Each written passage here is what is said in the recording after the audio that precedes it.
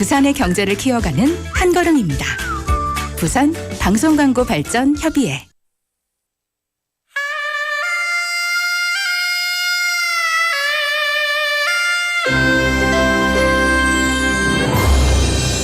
The time is now 7 o'clock.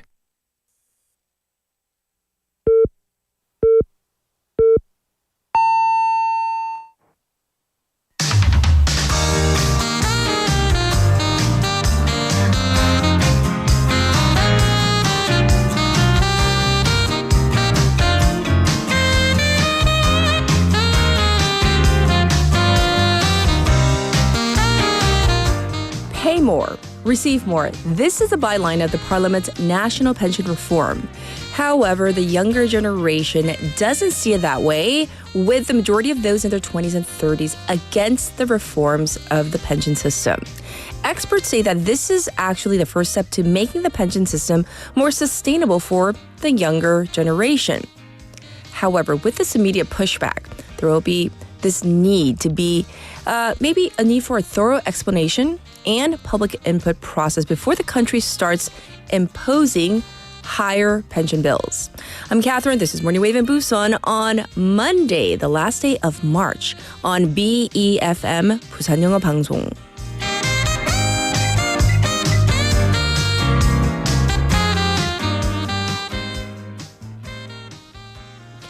Good morning, Wavers. I hope you had a great weekend. Just to give you a little hint of what's to come this morning, first of all, it was really extra chilly this morning. I definitely felt it as I was racing to the station, and just wanted to give you a heads up on that. It's going to be another cold day. Well, let's get to our main topic. Earlier this month, the National Assembly reached a milestone deal on reforming the country's pensions, the 국민연금 개혁. So the gist of the reforms have the pension payment incrementally going up to 13% of your income. Then, once you get to the age where you start getting from, withdrawing from that pension payment will replace 43% of your income, essentially paying more to receive more.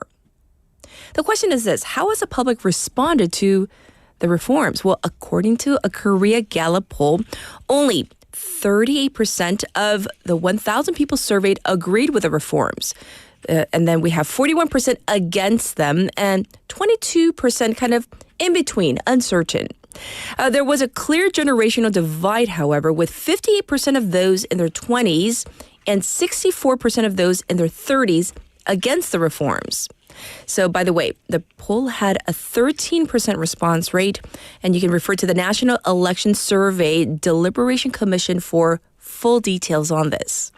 In fact, younger lawmakers from both the ruling and opposition parties criticized the reform bill as one that benefits the older generation, putting a burden on the future generations. So experts say that ultimately the reforms will be beneficial for the younger generation in the long run, as it seeks to stabilize the pension's financial status. But at the same time, they also call for politicians to follow through with further reform measures to truly make the pension more sustainable for the future generations as well. The parties, they've decided to add younger lawmakers to their respective policy boards and committees. And, this may be kind of like the first step, but there are certainly many more voices from all generations that should be included in these discussions, right? Well, that is what we're talking about today. So let's get to our text topic. Are you ready? We have, decided to extend this whole pension discussion to you, the waivers. We want your take on this. What are your thoughts on the pay more, receive more pension reforms? Also, would you rather get your entire pension in bulk, one shot at the age of 65, or in increments? 자, 더 내고 더 받는 연금 개혁.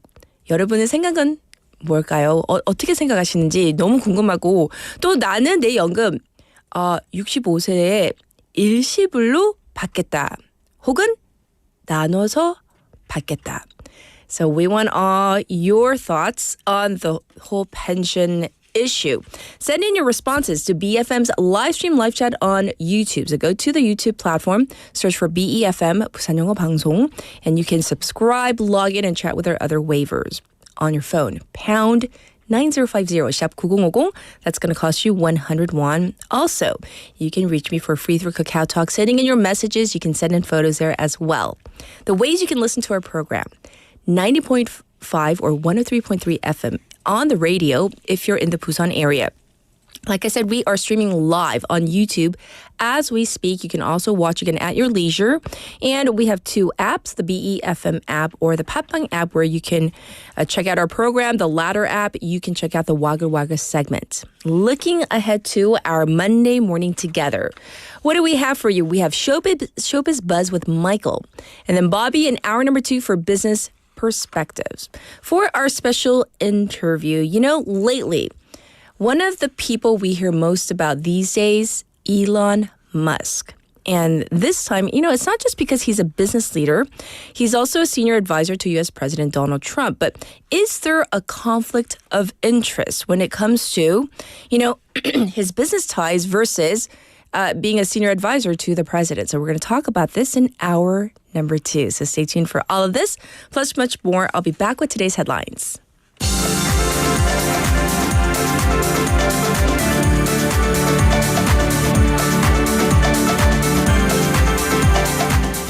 It's now 7:06. These are today's headlines. Main blaze in Gyeongbuk, Gyeongnam wildfires contained, likely the worst in damages. The massive wildfires in Gyeongbuk and Gyeongnam provinces were mostly extinguished as of this weekend, with the main blazes put out, believing likely a record level of casualties and property damage. Government proposes 10 trillion won extra budget to support economy. The government yesterday proposed a supplementary budget worth at least 10 trillion won to support the economy hit by political uncertainties and destructive wildfires. South Korea to fully lift short-selling ban. South Korea is set to fully lift the ban on stock short selling starting today for all listed firms for the first time in 5 years. Rescue missions underway in Myanmar earthquake. Survivors are being pulled out from the rubbles of collapsed buildings in Myanmar nearly 60 hours after a powerful 7.7 magnitude earthquake struck, killing at least 1,700 people. Trump very angry with Putin over ceasefire negotiations.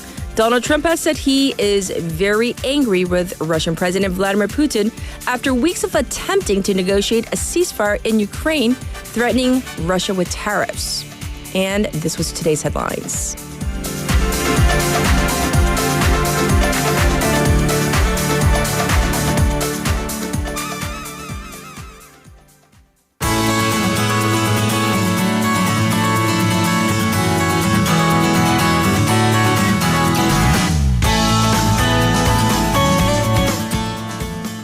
It's time for Busan Updates. We have Sue in the studio. Good morning. Good morning. Oh, that color is so fitting of spring. I love it. It's Thank you. I call it sea foam. Oh, okay. That's what I'm going to call it. That's so cute. Yeah, sea foam coming from the sea.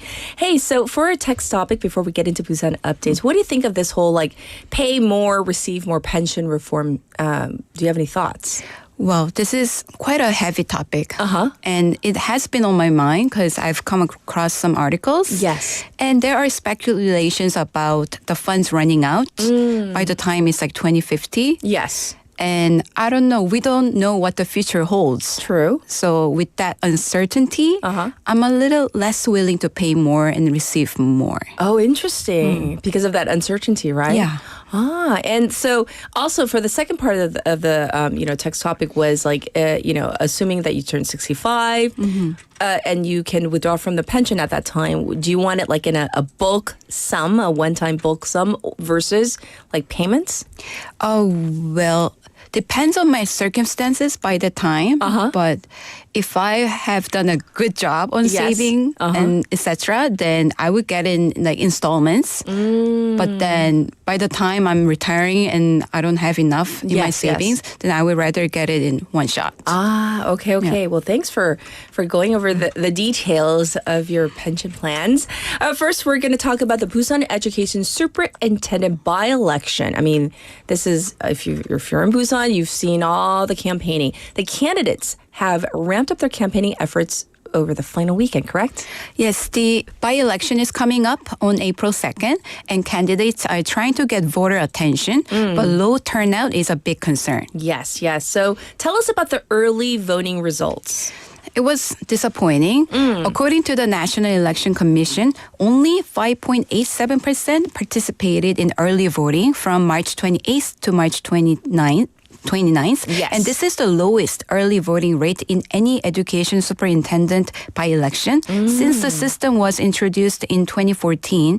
And this has raised worries that turnout might stay under 20%. I see. Well, let's talk about the three main candidates who are, working hard respectively to rally support for their campaigns. The progressive candidate Kim Seok-jun criticized his opponents, especially those who are using fake news. And he urged people to vote to avoid the repeat of past elections where polling results didn't translate into victories. Okay. And on the conservative side, Jung Sung-yoon, who is a law professor, he took a tough stance against the left, calling for a more stable, safe, and practical education system. And he emphasized the need for conservatives to unite and vote. And Choi Yoon-ong, another conservative candidate, focused on the importance of fair, non-political education, promising to ensure safe schools and opportunities for all students. Okay. And in short, all the candidates are pushing for higher vote turnout with an urgent plea to vote on April 2nd for the future of Busan's education. That's right. So that's coming up this Wednesday, once again, April 2nd, the day to vote. All right, next, let's talk about the Busan Academic Development Institute, which will provide customized support for students with dyslexia and borderline intelligence. The Busan Metropolitan Office of Education's Academic Development Institute, 부산교육청 학력개발원, will hold an appointment ceremony and training session for 53 Hope Blooming teachers at its basic academic support center tomorrow. So what does this mean? I like the name of it, Hope Blooming Teachers. What does it mean, though? So it literally means they are 희망피움교사. So they are educators who provide one-on-one customized learning support to students facing difficulties due to dyslexia, 난독, dyscalculia, 난산, or borderline intelligence, helping them gain confidence in learning. Okay. And the institute will appoint 31 teachers who have previously guided students requiring special learning support, along with 22 teachers who have completed the 2024 basic training course for teaching such students. Okay. And starting in April, they will conduct in-depth assessments and work with homeroom teachers and parents to offer personalized learning support. So hopefully this will help more students out there who need this kind of support. Moving on, let's talk about the Bicycle Festival on Busan's 7 marine bridges. This is going to be in October, but we have some details regarding it, right? Do you bike sometimes? Sometimes, very rarely. We do each have our individual bikes at home. Oh, that's so cool. So we go out maybe like twice a year, I'll say, you Okay. know. Individually, yes. The other members, they do bike avidly. Oh, yes. okay, nice. Busan City announced plans for the Tour des 7 Bridges cycling event, and this is a tentative name. I like it though. Yeah. Like Tour de France, Tour de 7 Bridges, right? Yes, in fall this year. And it's during Busan's Grand Festival, Festival October. Sure. And the event will feature a unique course across 7 of Busan's iconic bridges, including Gwanghwamun Bridge, Busan Harbor Bridge, and Yeongdo Bridge. And a total budget of 800 million won was approved with strong support from the city council. I see. And the scale of the event, it just sounds like kind of grand, unlike other cycling events before, correct? Yes. Grand Fondo events, which cover over 100 kilometers, they are commonly held in rural areas. Right. And also Busan has previously hosted cycling events such as the Tour de Korea in 2007 and a bicycle festival Festival in 2015, Yes. both allowing cyclists to ride on Gwangan Bridge, and a cycling event that traverses bridges in a major city like Busan is rare in Korea, not to mention the large scale. Sure. And the event will accommodate around 3,000 participants, including professional cyclists, enthusiasts, and the general public. To enhance the experience, the city plans to integrate nearby tourist attractions, turning toward the 7 bridges into a full-fledged cycling festival. Sure.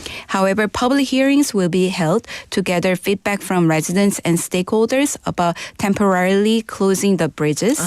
And the city official emphasized that safety is the top priority, and the event will be a non-competitive ride rather than a race. Oh, because if it's a race, it can be highly competitive and sometimes dangerous. Yes. Yes. Well, thank you for letting us know ahead of time about this. Lastly, let's talk about a movie screening on Busan's Sanbok Road, the San복도로. I hear like very popular, selling out like hotcakes. Yes. Donggu District announced that 168 The Deck has officially started operations. So this 168 The Deck is a free movie screening event hosted by the Donggu District, offering an outdoor movie theater experience when you can enjoy films while viewing the nightscape of the Busan Harbor Bridge. Oh, nice. So we have a visual on our YouTube channel where you can check out what it looks like, right? Yes. And with an investment of approximately 100 million won, the district transformed a sloped area of Sanbok Road into a multi-purpose cultural space. And the space features a large 300-inch screen, and the viewers need to put on headsets because this outdoor theater is surrounded by a residential area. I see. So we don't want to bother the neighbors, obviously. Well, tell us about the schedule for this. 15 popular and recognized for artistic quality films will be shown this year. Okay. 2 to 3 movies will be screened per month around 7 p.m. until November. Okay. And they will take a break from screenings in the rainy and hot months of July and August. And movie schedules and reservations can be made on the Donggu District website. And on the 25th, tickets for April's screenings sold out in just 17 seconds. Wow. And this is bad news because I will not get to watch About Time. Oh, the film? It's going to be yeah. about time. Oh, One of them in April. so. Yes. Well, thank you for giving us all the local updates, and we'll check in with you tomorrow. Thank you. Thank you. All right, now it's back to you. The waivers out there for your traffic and weather.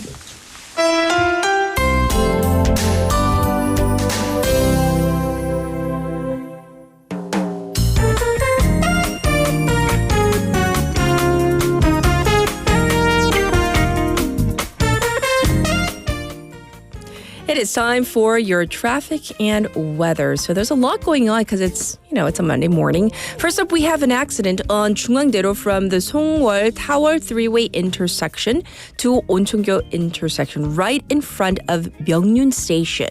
So please be aware of this. Also, congestion detected on Gwanmun대로 from Pangnam Tunnel to Baegang Tunnel. Traffic detected on Nakdong-Namno from Myeongji intersection to the Cheongyangsa-Ogui intersection. Slow moving on Dongso overpass from the Hwangyong ramp to the old Kaegum tollgate. And lastly, it's also congested on Pyeonglo going out of the city right around the Wondong interchange.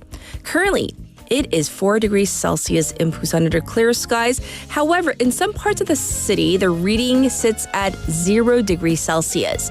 It is going to warm up in the afternoon, going up to around 12 degrees. Looking at the weather across the nation, chilly morning. Yes, for pretty much everybody, with frost coming down in some parts, but there are some big temperature changes, with the daytime highs in some places going up to 15 degrees Celsius. The dry atmosphere over much of the country is ongoing. So once again, I do implore you, we need to be careful of fires. This was your traffic and weather.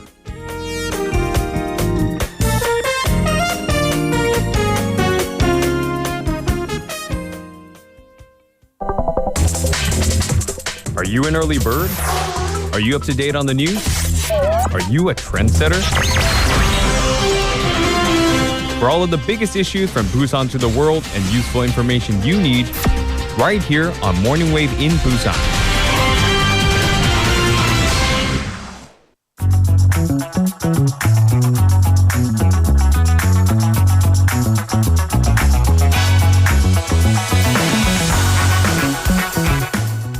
It's that time for News Digest. We have Haley here. Good morning. Good morning. They all saw me come in. Yeah.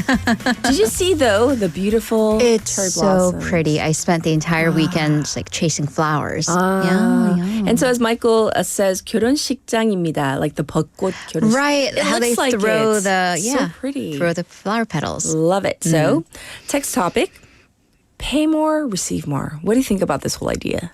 In principle, yes. In principle. But am I? Is Like, the big are you question. really gonna get it? Am I though? Yeah. Am I? Please answer me, government. Yes, am I? yes, But please. here's what I tell myself. You know, Okay. because I have been working out for the past, I don't know, whatever.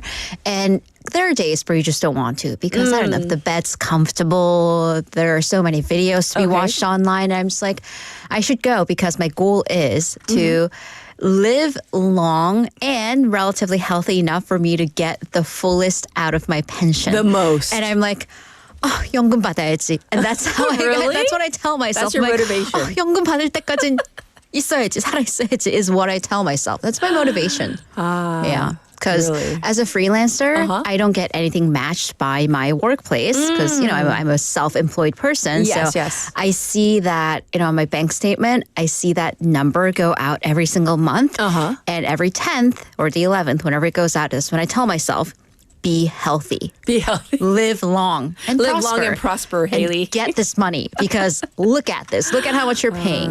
Yes, Yeah, yes. Oh, well, thank you for sharing You're welcome. your thoughts. Thank All you right. for letting me vent. Of course, of course. We're going to dive into the wildfire situation. What's the latest? But I do have some good news because it is finally done for the most part. So the Okay, okay. Gyeongbuk and the Gyeongnam fires are mostly extinguished with the main blaze, as you said, out. And that's according to the Central Disaster and Safety Countermeasures headquarters. So this is after a full week for the Gyeongbuk fire that Yes. started in Uiseong but spread to 4 other counties.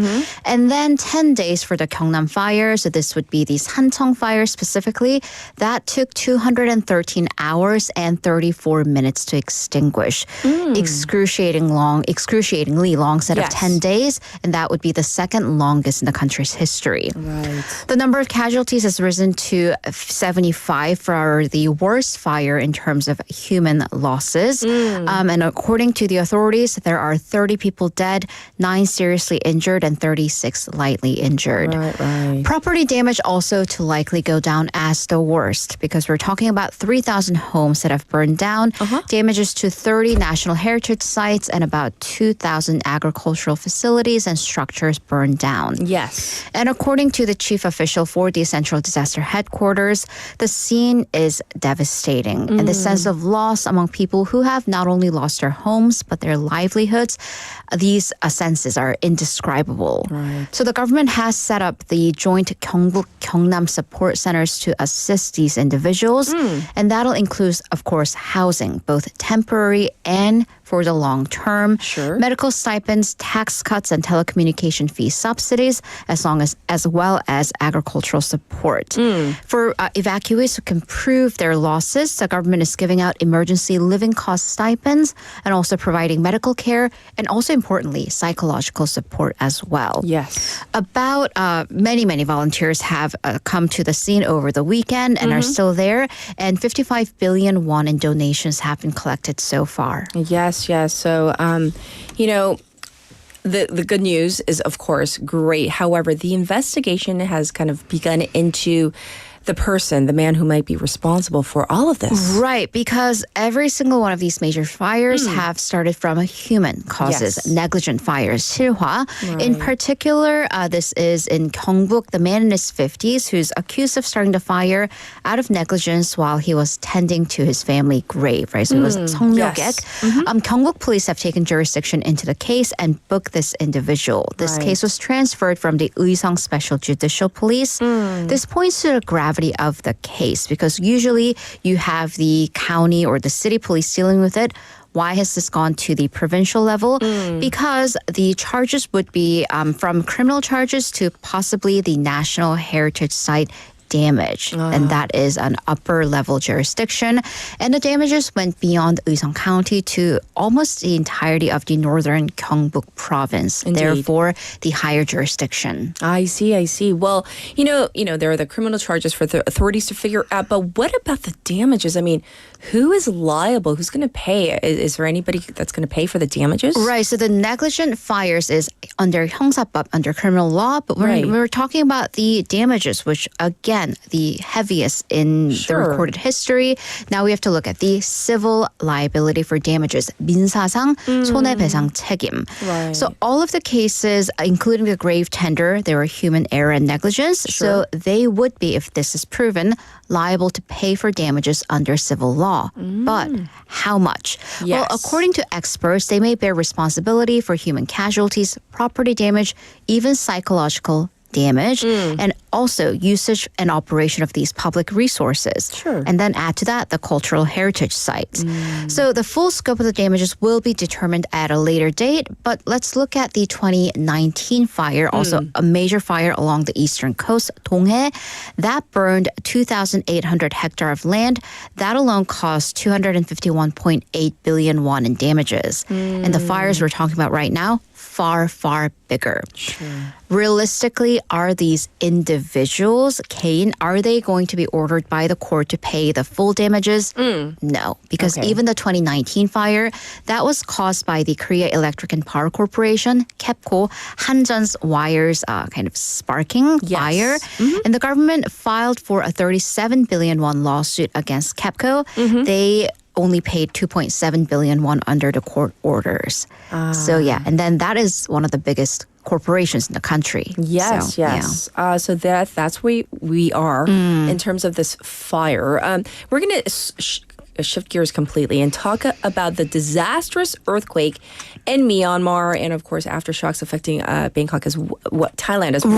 Right. So this was huge. Devastating scenes unfolding in Myanmar and in Thailand as well. A magnitude 7.7 earthquake hit central Myanmar on Friday local time, and that was followed by a 6.4 magnitude earthquake just 12 minutes later. Wow. So according to Myanmar's government, or the ruling junta, said in a statement on Saturday that at least 1,700 people have died, more than 3,400 injured, with hundreds, about 300 more missing. Yes. And because the rubbles are still very much there, rescue efforts are ongoing, but of course it's been, 60 hours at this point. Unfortunately, the likelihood of there being survivors is dwindling. Yes. But the real scale of damages could take days or even weeks to figure out, according to experts. And the U.S. Geological Service, the USGC's predictive modeling estimates the damages, a death toll could be up to 10,000. And the losses financially could exceed the entire country's GDP. The tremors, as you said, this was so strong, the tremors were felt in the neighboring Thailand and China. They were also affected by the quakes. Sure. We saw that now viral footage of that building, the 30-story building under construction, collapsing in Bangkok. That's killed 18 confirmed so far. Dozens of construction workers are still trapped. Okay. So international aid organizations, including the World Health Organization, they have issued the highest level of emergency for Myanmar. And the Red Cross, they've requested emergency funding from the international community. Yes. The military government of Myanmar also asked help from the international community. This is incredibly rare because ever since the military coup that ousted the sitting leaders about 4 years ago, purposefully, the government has turned the country into kind of a pariah. They've been very isolated, but that is not the time right now. Yes. So let's talk about why this earthquake was so devastating. I mean, just the number itself, though, 7.7 is so huge. Because 7.7 is huge, but not so huge. It should warrant, 1,700 people dead. Because a similar earthquake happened in Japan, but last year? The death toll there was 560, which is huge, but again, not 1,700. And counting, unfortunately. Right. So we're talking about a combination of natural and human causes. So when we talk about how devastating an earthquake is, we don't just look at the magnitude, 규모. We also have to look at where? Jinwon, the epicenter, how close or far away it was from the surface. Because the closer it is to the surface, the more shallow it is, the stronger the tremors are felt over that Earth's surface. So unfortunately, this earthquake only 10 kilometers away from the surface, so this is fairly shallow. So the U.S. Geological Survey says that the moment the earthquake happened, it produced more energy greater than the atomic bomb dropped on Hiroshima. So that's why it was so devastating. Myanmar also sits on one of the most geologically active areas in the world where these tectonic plates, the Eurasian, Indian, the Sunda, and the Burma microplates meet. So it's sitting right on a fault, which is where these plates meet, and that fault crosses right across Myanmar. So these two blocks, likely moved horizontally along each other, causing this massive tremor. And for Bangkok itself, it sits on softer soil, 부드러운 토양, so waves can build up and getting bigger and bigger in size and making the shaking more intense. Thus, we have the building collapsing. Yes. So were there human factors such as building design that may have contributed to more of the destruction? Of course, once again, the official results of the investigation will have to be determined at a far, far later date. But yes, at least according to the experts who are aware of the situation on the ground.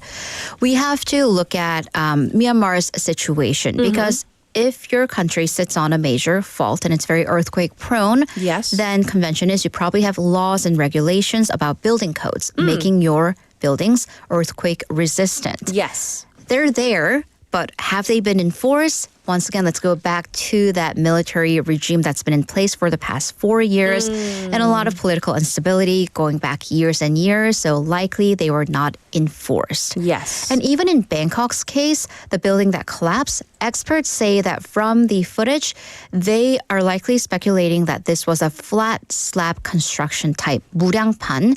This was kind of a hot button issue in South Korea with some apartment construction in the last couple of years. The floors are built directly onto these columns without beams, 대들보. So it's kind of like a table that's only supported on legs without horizontal beams going across. So something collapses, it kind of causes what's been called like a pancake effect of flattening everything underneath. That is not a desirable design in earthquake-prone areas. Sure. Right, so this is why we're getting such devastating outcomes right now. Well, thank you for thoroughly covering what has happened thus far. Of course, thoughts and prayers with the people all affected, and of course, the search operations are still ongoing. Right. And let's talk about our last topic. You might think, oh, sandwiches, burgers, kind of on the go, grab and go meals. Not so expensive compared to some sit down meals. However, is that true anymore? I mean, I recently went and had a burger. Like, I made it a meal. It was 10,000원. Flat out 10,000 won. Was it like a combination like in Korea? Setu? It was a setu. It was a meal. And it was at the Monarch, the Burger Monarch. But I'm like, seriously? 10,000원 for a burger? So fast food restaurants are joining the long line of businesses raising their prices. So 롯데리아 announced that they're raising prices of 65 items by an average of 3.3%. That's going to go into effect on April 3rd. So if you're going to grab a burger, the next couple of days might be a good time. Yes. So this will be about 100 to 400 won each. It comes 8 months after its last price hike. So that feels pretty close. Yeah. According to its owner, 롯데리아 GRS, this is due to an increase in basic costs, the currency exchange rate, and climate change, which affects their supplies. 롯데리아 also implemented a dual pricing system where it is more expensive if you get your food delivered. We're not just talking about delivery fees. The menu items are more expensive. Yes. Moving on to No Brand Burger, the NBB. They are also raising their prices from April 1st, so that would be tomorrow, by an average of 2.3%. Their last price hike was last February, so not just a couple months ago, but last year. Okay. Subway, the sandwich franchise, raising their prices, 250 won on average for this 15 centimeter. Egg mayo will be 5,900 won for that particular size. Yes. So they're joining other major fast food franchises, McDonald's Korea and Burger King, that have recently raised their prices. So I believe I've covered every single burger franchise, almost every single burger The major franchise. ones, right? Mm-hmm. And don't forget, like, the price of ramens for... Yeah, now it's Going up. 1,000 for the package. Yeah. So you might want to get your burgers and ramen on maybe today. Start packing lunches. And by the way, can you believe it's the last day of March? Yeah. Time is flying. Well, thank you so much for all the news, and we'll check in with you in hour number 2. Thank you, Haley. See you in a bit. All right, back to you, the waivers. We're talking about the pension system and your opinions about it. So first we have, William, who says, not familiar with the Korean pension system. I am retired with a 40-year government job in California and receive 100% of my regular salary each month, plus cost of living raises each year, 100%.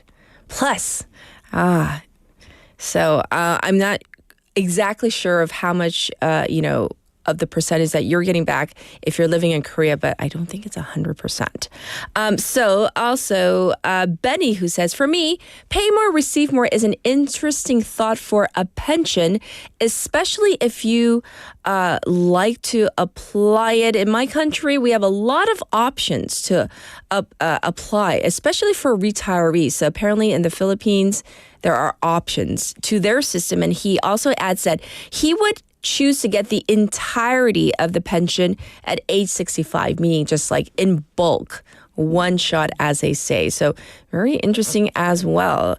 And 태진 says, 저는 연금 나눠 받을 거예요. 20월로 받는 그 돈 자식한테 쓸 것 같은 부모 마음. 이 돈은 천천히 받으면서 아이들한테 짐이 되지 않게 매달 나눠 받을 거예요. 약값과 밥값은 되니. So he basically says he prefers the installments. He doesn't want to be burdened to his children later on. So he wants to get it like slow dripped, as I say, slow drip, like once a month is fine with him. All right. One more. Buffalo Swing says, I know the future is always uncertain, so insurance is needed. But if it's not sustainable, it feels more uncertain. So thank you for sharing all your thoughts. And of course, we'll read more of your messages in a little bit. Let's get to Kat's Pick.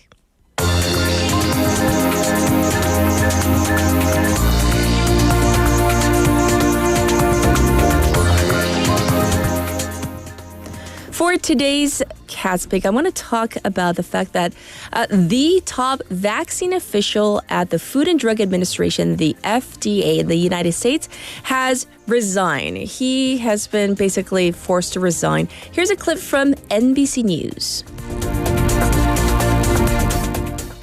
Tonight, a blistering rebuke from Dr. Peter Marks, the FDA's top vaccine regulator, suddenly resigning his post after being told to step down or be fired. In his resignation letter, Marks took aim at Health Secretary Robert F. Kennedy Jr., saying he was hoping to work with Kennedy on his concerns about vaccinations, but it has become clear that truth and transparency are not desired by the secretary. He wishes subservient confirmation of his misinformation and lies. Marks was instrumental at the FDA, playing a key role in the approvals of several vaccines, including for COVID-19. We know from clear and compelling evidence that vaccines save the lives of millions of children and adults every year. In response to his resignation, an HHS spokesperson tells NBC News if Peter Marks does not want to get behind restoring science to its golden standard and promoting radical transparency, then he has no place at the FDA under the strong leadership of Secretary Kennedy. Dr. Paul Offit leads the Vaccine Education Center at Children's Hospital of Philadelphia. I feel like the world has turned upside down. I feel like we've been invaded by a foreign country, and the goal of that foreign country is to destroy our entire public health system. Marks's resignation comes as Kennedy's HHS hired analyst David Geyer to examine links between vaccines and autism. Geyer, known for spreading misinformation that vaccines do cause autism, a conspiracy theory that's been widely debunked. All this as measles surges through the country. With now more than 500 confirmed cases, the CDC says 97% are in those unvaccinated or with an unknown status. So as you heard in that clip, lots of stuff happening in some of the governmental agencies in the U.S. right now, one of which is the FDA. So I wanted to share that clip with you to let you know kind of what's kind of happening in the U.S. This was Cat's Pick for today.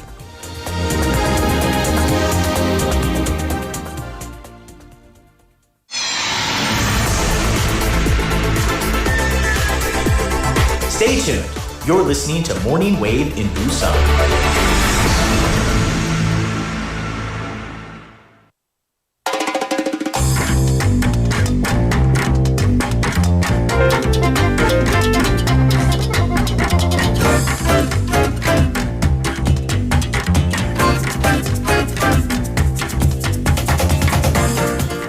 Oh, we have the Tute Mina working on his tute, brushing his hair on camera.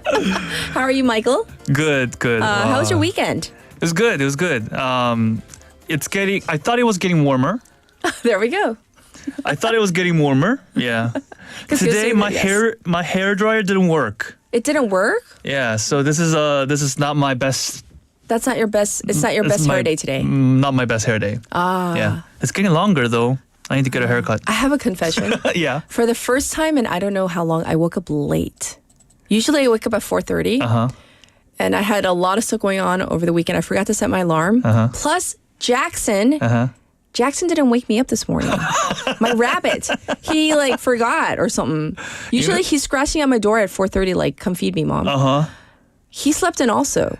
That's weird because I woke up very late too. Really? Is it woke up- spring? I don't know. I usually wake up at 6 Yes. for this. What time did you I wake woke up? I have to catch a train at 6:41. I woke up at 6:30. It was like 치카 하셨죠. 다 했습니다. 다 하고 왔습니다. 저는 그 와중에 I was an hour late, but I was able to jump into the shower, put on the makeup, do the hair. You know. And then I was screaming at my room get up. Yes. Anyhow, so Yeah. for our segment today, Okay. this is Showbiz Buzz, by the way, for joining us right now. So let's get into our first story. What's it about? Okay. So the wildfire. It's a big issue. Devastating. I'm sure they caught most of the fires, all of the fires in a couple of days. But I guess one thing that we have to remember is that K-pop stars Yes. made significant contributions to wildfire relief as well. So the country continues to struggle to contain, the worst wildfire disaster Right. in history. And that has already claimed dozens of lives. Right. And we do want to point out it's not just singers, K-pop stars, but also actors, anybody in the industry. Yes. Exactly. Yeah. So one of them is BTS Jungkook, Yes. who donated 1 billion won, so that's 10억 won in Korean, to aid wildfire disaster relief, according to the Korea Disaster Relief Association on Friday. And it's not just the big amount. It's not just the big amount. How is it going to be used? BTS Jungkook made a strong emphasis to use the donation to help the firefighters, and I think that's a big emphasis that he makes, and it's very meaningful because Yes. it's the firefighters who went so far. They're on Doing the front lines. Yeah, at the front lines, trying to catch this unbelievable scale of a fire. Right. Yeah. So the donation will also be used to, assist wildfire victims who have lost their homes and to support as I said, firefighters who have been Yes. battling the flames for days under harsh conditions. G-Dragon, leader of iconic K-pop group Big Bang, Yes. also donated 300 million won. His agency Galaxy Corp said. They have joined a growing list of K-pop artists offering aid, including BTS's RM, J-Hope, and Suga, Blackpink's Jennie, and boy groups Rise and Monsta X, aespa's Karina, rappers J Park and Lee Youngji, NCT's Mark and Toyoung, Girls' Generation's Taeyeon, and the girl group IVE, among many others. Yes. But there is a big controversy surrounding this rally for donation among K-pop celebrities. Oh, and the reason? And so there are certain online communities these days who are keeping the quote unquote this list of celebrities who have or have not donated to the wildfire disaster. Oh, really? And it's 좀 이상해요. You know, for me personally, donation should be made voluntarily, right? It's a voluntary thing. And some people want to be private about it. Exactly. Some people, prefer to stay anonymous. Right. And in that case, how are they going to keep the list, sort of, quote exactly. unquote. So some would even pinpoint at certain celebrities for not making any donation or for making, quote unquote, not big enough donations. 금액이 너무 작아요라든가. And this is I think this is a problem. I don't know how they see donations or how they see Korean celebrities at all. Right. But they are not obligated to make these kind of donations. All of this is voluntary. And also, we don't know each celebrity's personal financial status. On the outside, who are we to judge? Exactly. How much they give. Exactly. So I'm just gonna share one case. Yes. So Blackpink's Jennie was at the center of controversy temporarily. Because people on the online communities were accusing her of not making any donations. But just the day after this kind of posts were made online, Jennie did make a donation of 1억 won, and then the post got deleted right away. And for them, it's just easy as that. And but for celebrities, this is a big pressure. And when it comes to making donations, nobody has to make that kind of pressure. They don't have the right to do so. And also, once again, even the amount is do we need to know every little detail? Exactly. If they choose to do so, okay. But I don't know. Should we be forcing them or I shaming keep them? asking myself this question. I mean, did this keeper of the list make his or her share of donations? I want to ask him. I want to ask this person, Right. But anyways, yeah. Big controversy. But anyways, Yes. Amazing donations, a series of donations from Korean celebrities. And Indeed. that's amazing. Right. Yeah. So thank you for sharing that. Plus, of course, a side note of the criticism, said criticism. Yeah. Let's move on to our next item, though. Yes, a follow-up from a previous issue about singer Lee Seung-hwan's constitutional petition over concert cancellation. So, a constitutional petition filed by singer Lee Seung-hwan over a city government's demand that he sign a written pledge not to engage in political incitement at his concert has been dismissed. The Constitutional Court made the ruling during its preliminary review process the previous day, saying the petition does not meet the necessary legal requirements to be considered by the court. And so this issue goes back to last year in December. The Gumi city government canceled Lee's reservation for a city-run venue for his 35th anniversary concert just 2 days before the scheduled show after he refused to sign the agreement. The cancellation came after the 59-year-old singer Lee Seung-hwan publicly criticized President Yoon Suk-yeol during a rally in Seoul organized by progressive activists calling for the president's impeachment over his short-lived martial law declaration. Lee Seung-hwan's legal team expressed regret over the decision, citing a high likelihood of similar incidents occurring in the future. Yes. Yeah. So, we still have some controversies left over, who's right and who's wrong in this case, because, is it freedom of speech? Is it also the right of the city venue to be able to cancel, a celebrity's concert whenever they want to? Because this might be just one case, one singular case, but who's to say this might not happen in the future for other artists? Exactly. So there is a big controversy. The Constitutional Court rejected this case not because this case looks bad or it like they don't want to rule in favor or disfavor of Lee Seung-hwan, but just that this did not have any preliminary preparations, for them to actually see this as a case. I see. So it didn't have the merits, apparently, to move forward as a legal proceeding.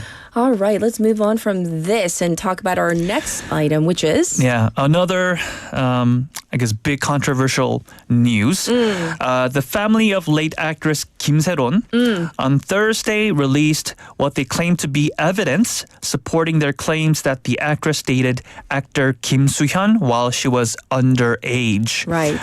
부지석 변호사님, so 부지석 of law firm 부유, the family's legal representative, presented it while criticizing the actor Kim Soo-hyun for lying about the relationship.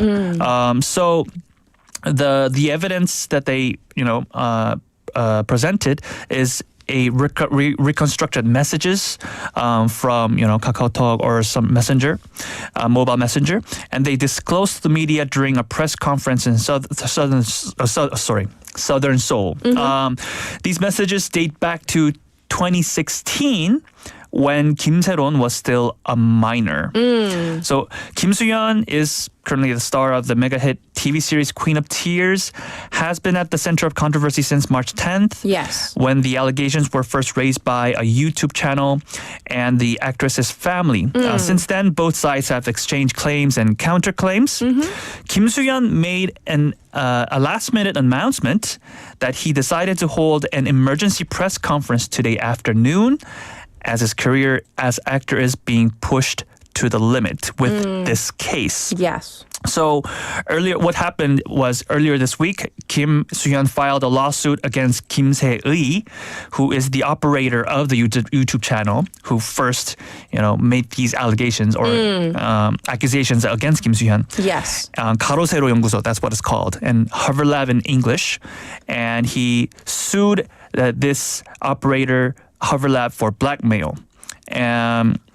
And the actor at first denied dating the late actress, but later admitted to their romantic relationship, claiming it began after she became an adult. Yes, yes.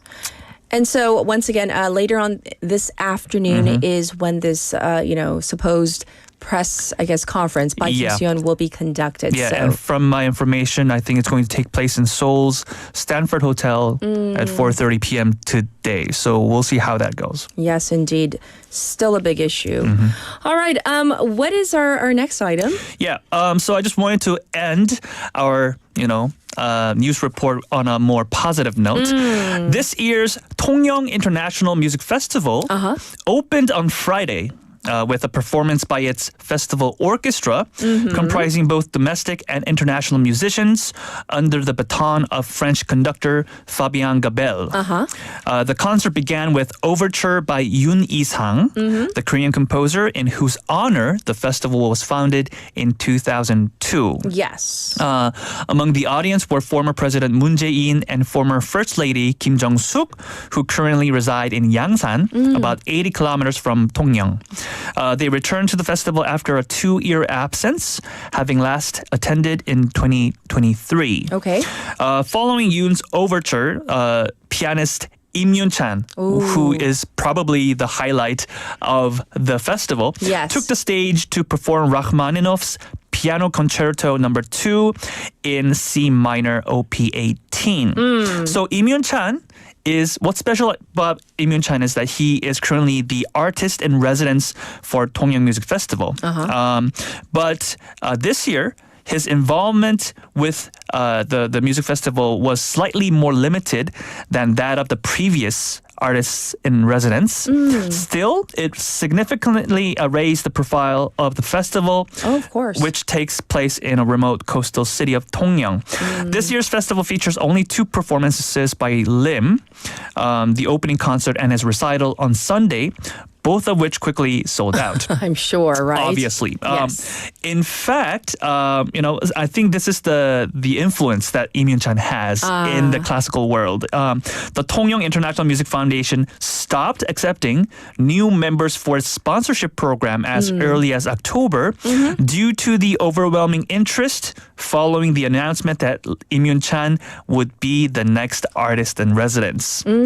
So never before seen. So it's interesting that, this foundation and the music festival committee is actually declining requests from sponsors that they would provide money I see. To the festival because Yes. it has exceeded the foundation's capacity. Yeah. So yes, well, thank you so much for going over all of the news. And for this last item, people are like texting in, I want to go to that festival. Yeah. And IK님, 조성진님 아직 DM 안 봐주셨나요? DM? 네, 와야죠. And Well, it's the festival will continue through April 6th. So Yes. Well, thank you for all the news. We'll check in with you next week. Thank you, Michael. Thank you. And with that, it is time to get to our final song, Haru Haru by Tashani, as requested by Benny.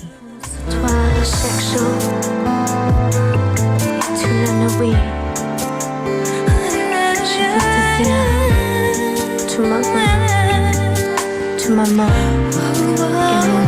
혼자 있어도 난 슬프지 않아. 그대와의 추억이 있으니. 하지만 깊은 허전함은 추억이 채울 수 언젠간 나 없이도 살아갈 수 있을 거야. 차가운 그대 이별의 말에 할 말은 눈물뿐이라서 바라볼 수 없던 나의 그대. 하루하루 지나가면 익숙해질까. 눈을 감아야만 그댈 볼 수 있다는 것에 더 이상 그대의 기쁨이 될 수 없음에 나는 또 슬퍼하게 될 거야. 하루하루 지나가면 잊을 수 있을까. 그대의 모습과 사랑했던 기억들은 나 잃을 수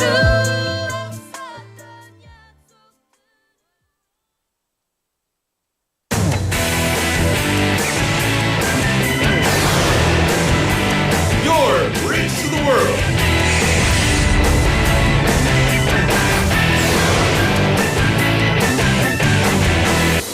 befm 부산영어방송.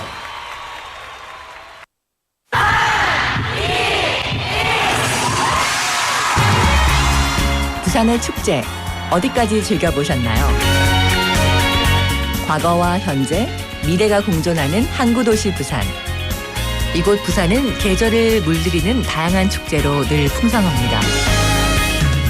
봄의 시작을 알리는 봄꽃 축제부터 부산의 여름을 만끽하는 바다축제, 전 세계 영화인들이 모이는 부산국제영화제와 새로운 시작의 해맞이 축제까지. 부산의 축제는 우리의 열정을 가득 담고 있습니다. 바쁜 일상은 잠시 뒤로하고 특별한 시간을 선물 받는 바로 이곳 부산에서 우리의 삶은 축제가 됩니다. 축제로 하나 되는 부산, 여러분은 어떤 축제를 기다리시나요? 이 캠페인은 대선공익재단과 bfm 부산영어방송이 함께합니다. 혹시 지금 운전 중이신가요? 어린이 교통사고 피해자 수는 지난 3년 평균 약 9만 명. 특히 어린이 보호구역 안전기준이 강화된 이후에도 어린이 보호구역 내 사고는 지속적으로 발생하고 있습니다. 스쿨존에서는 반드시 시속 30km 이하 서행, 스쿨존 내 불법 주정차 금지, 차량 출발 전 앞뒤 좌우 살피는 습관으로 어린이가 안전한 도시를 만듭니다. 참, 운전 중 휴대전화 사용은 모두에게 위험합니다. 우리 모두를 위한 교통안전, 나부터 실천하면 모두가 안전해집니다. 어린이가 안전하게 뛰어놀 수 있는 부산. 아이 키우기 좋은 도시는 우리 모두의 미래이자 희망입니다. 이 캠페인은 어린이가 안전한 부산을 만드는 은행, B&K 부산은행과 함께합니다.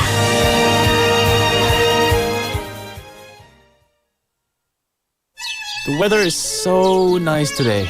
I'm sure this won't be a big deal. A 3-second long lapse in judgment can burn up an entire mountain, which will take 100 years to recover. We can protect these lush forests if you follow these guidelines. First, do not bring flammable materials to the mountains. Second, do not cook or camp in the mountains. Third, do not litter cigarette butts. Your small actions are the first step towards protecting the beautiful forest. This campaign is brought to you by befm 부산영어방송.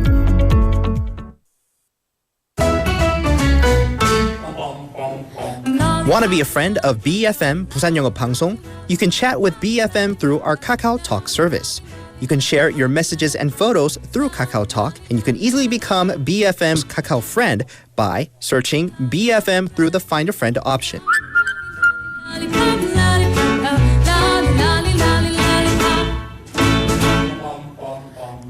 Come share and chat with us at BFM anytime, anywhere for free.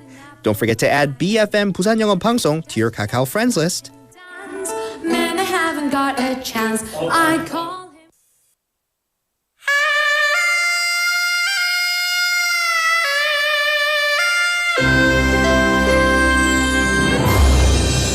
The time is now 8 o'clock.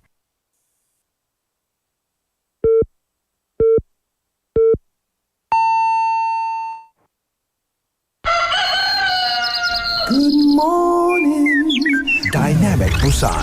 Yeah, you're waking up. Time to shake it up. Tell the world good morning and find out what's going on. Well, hi there, folks. There's everything from comedy to lively chat to music. Broadcasting from a room about the size of your closet. All calls are recorded. What show is this? Live from Korea's dynamic city, this is Morning Wave in Busan. I'm sorry, who'd you say you were?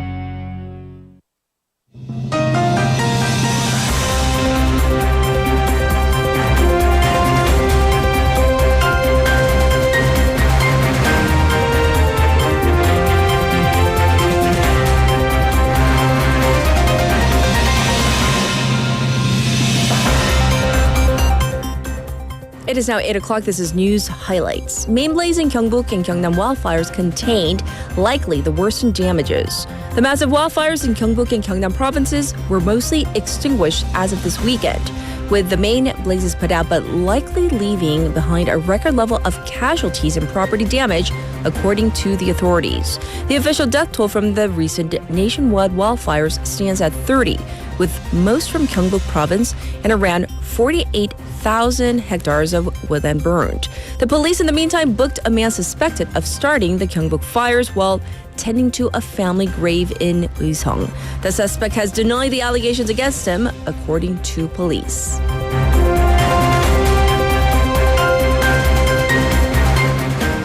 Government proposes 10 trillion won extra budget to support economy.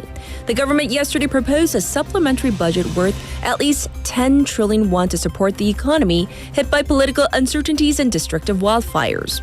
In an emergency economic ministers meeting, Finance Minister Choi Sang-mok said the extra budget is a must to help resolve the most urgent pending issues, including disaster response, strengthening trade and AI capabilities, and providing financial support for people's livelihoods.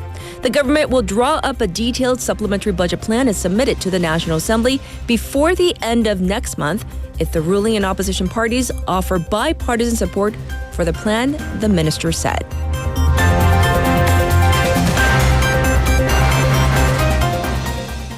South Korea to fully lift short-selling ban. South Korea is set to fully lift the ban on stock short selling starting today for all listed firms for the first time in 5 years. The Korea Exchange developed a new system to detect any illegal practices ahead of the short selling resumption. The financial regulator also drew up new regulatory changes. Market watchers said battery makers, shipbuilders, and steel makers may be the targets of short selling, as they recently have risen sharply on hopes for support policies and an industry turnaround.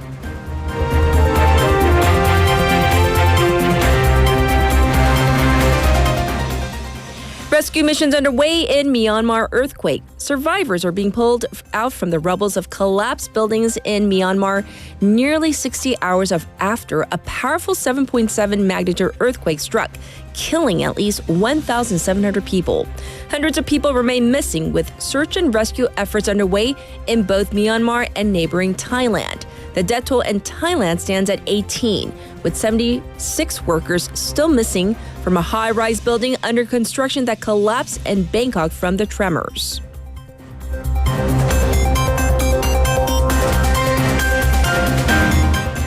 Trump very angry with Putin over ceasefire negotiations. U.S. President Donald Trump has said he is very angry with Russian President Vladimir Putin after weeks of attempting to negotiate a ceasefire in Ukraine, threatening Russia with tariffs. In an interview, Trump expressed anger at Putin for criticizing Ukrainian President Volodymyr Zelensky's credibility, marking a departure in his friendly relationship with the Russian president seen in the last few weeks. Trump also threatened to impose a 50% secondary tariff on countries buying Russian oil if he did not agree to a ceasefire, and a 25% ceasefire on oil and other products sold in the United States in a month's time if they don't agree to the ceasefire. And this was News Highlights.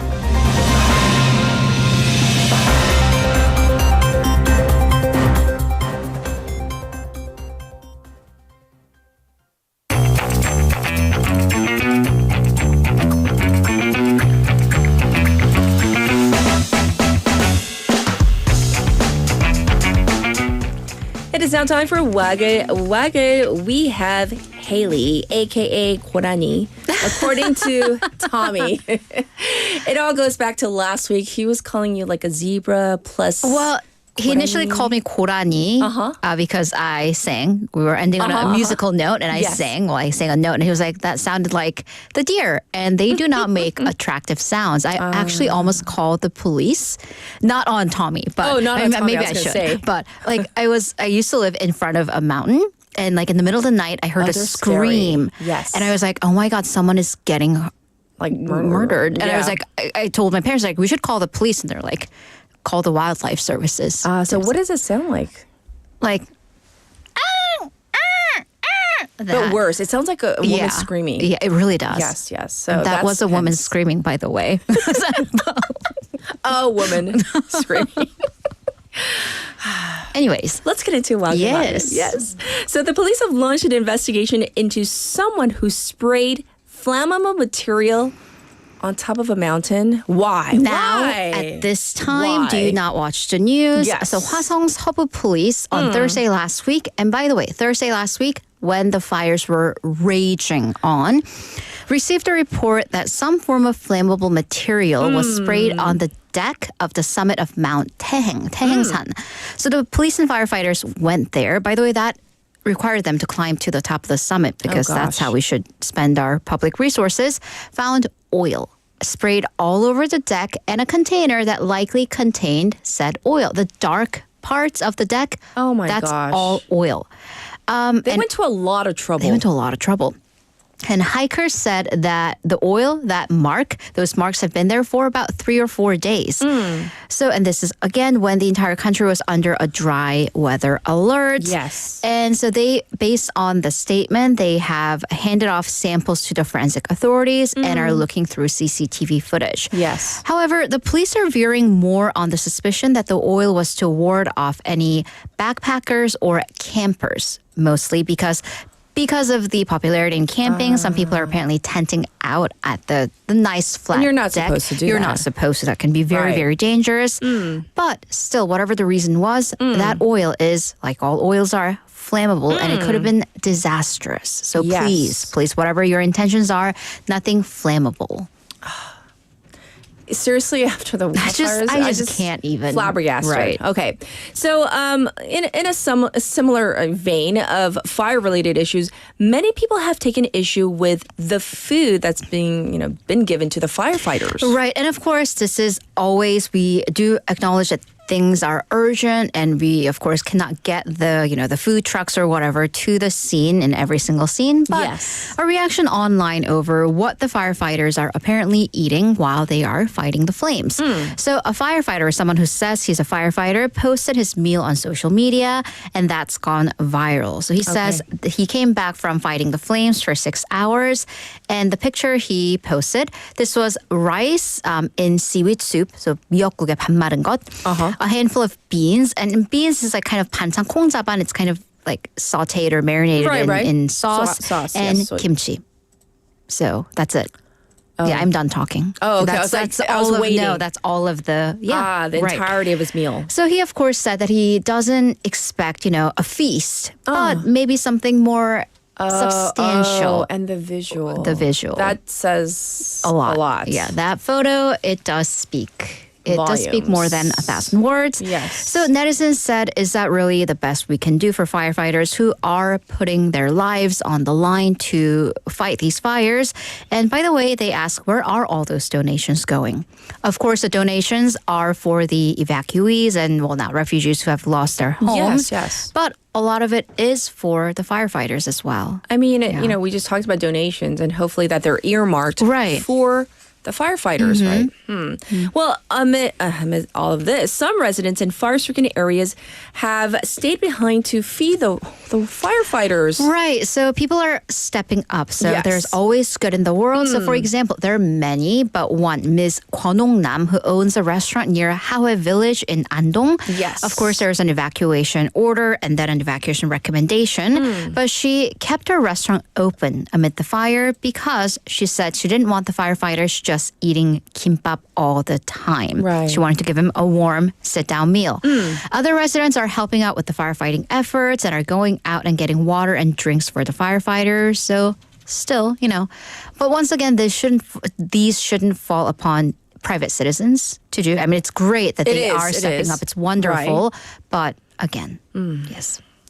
Okay, these next stories have to do with parental philosophy on how to handle difficult situations, right? Right. And I actually want to do a little switcheroo on our text topic. New topic for hour number 2. What is it? If your child, or in my case, a hypothetical child, got hit by another kid, yes, what would you tell them?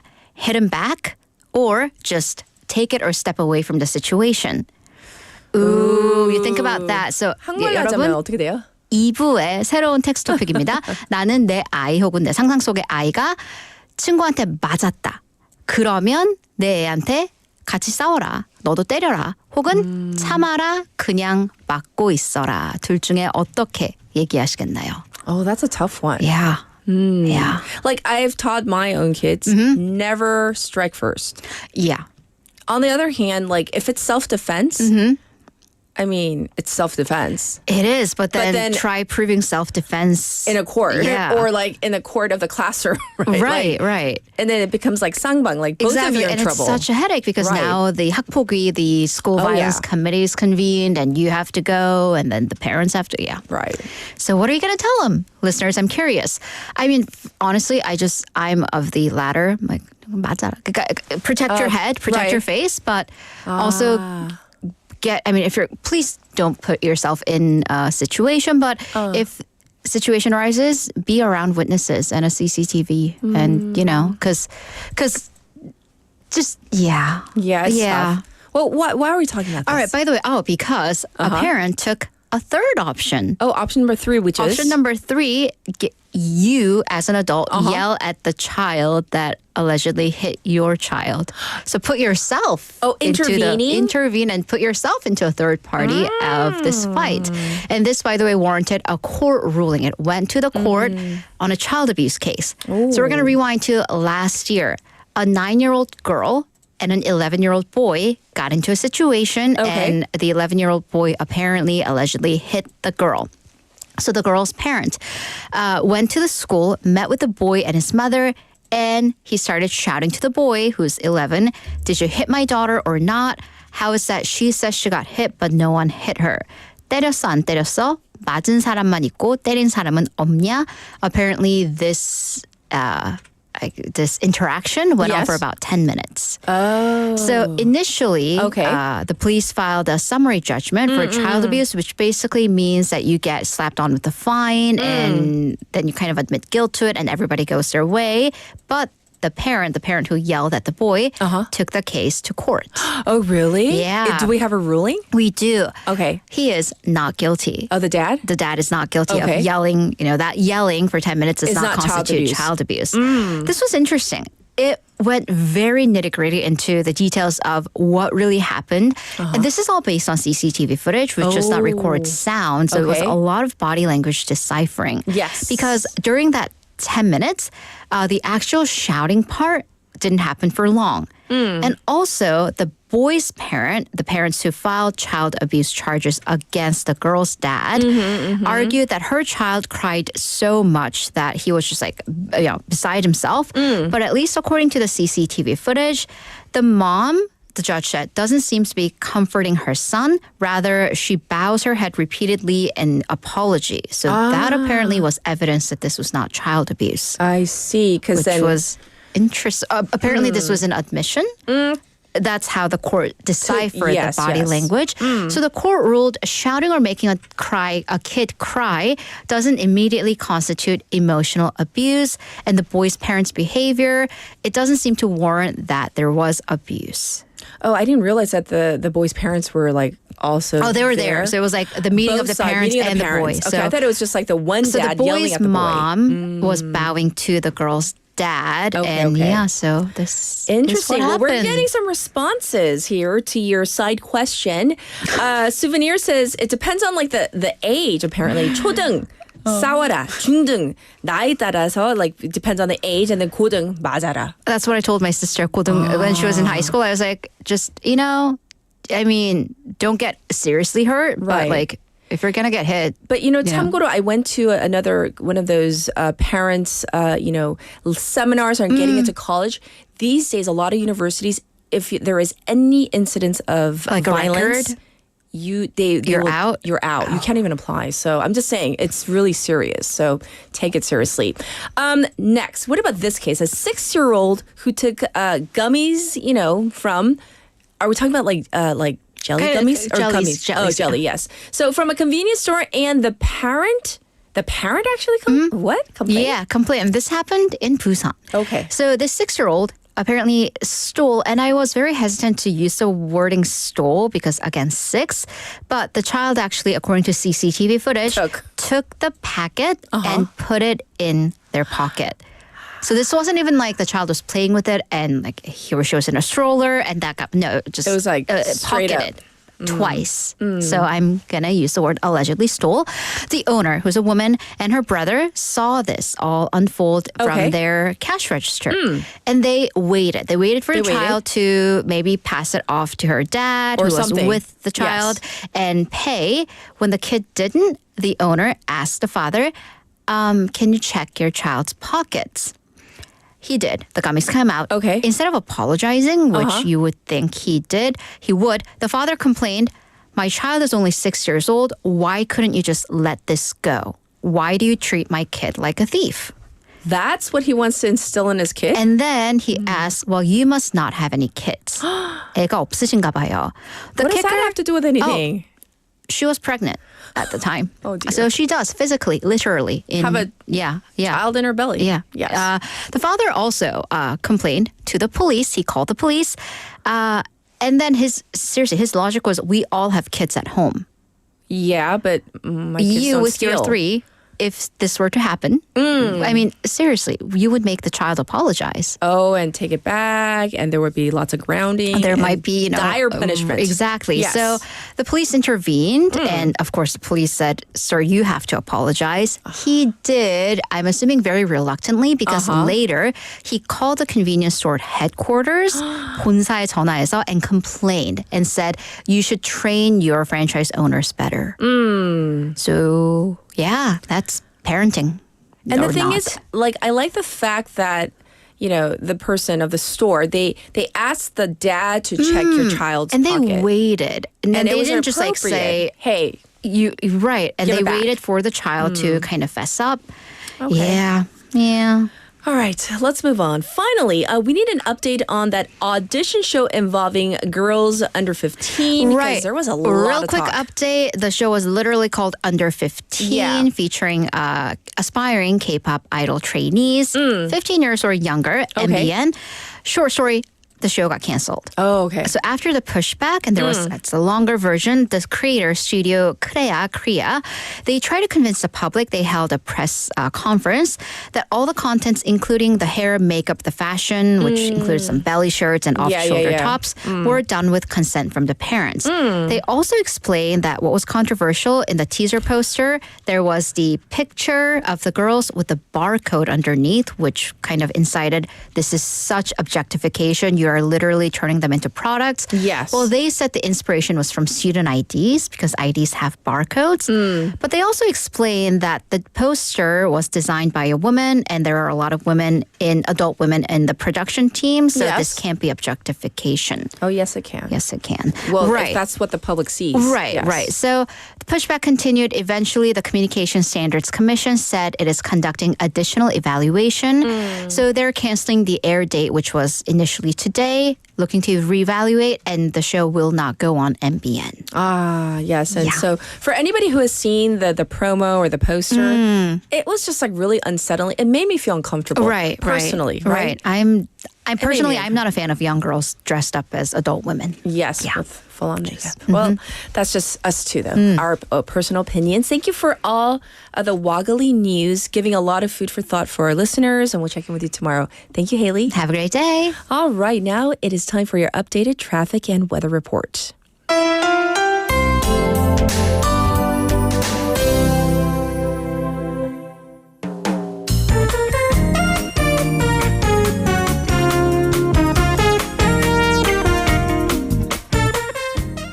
It's time for your traffic update.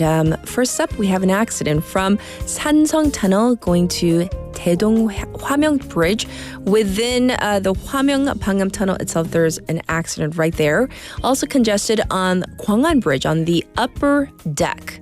Traffic detected on Chungjangdaero from pier number 5 to pier number 3.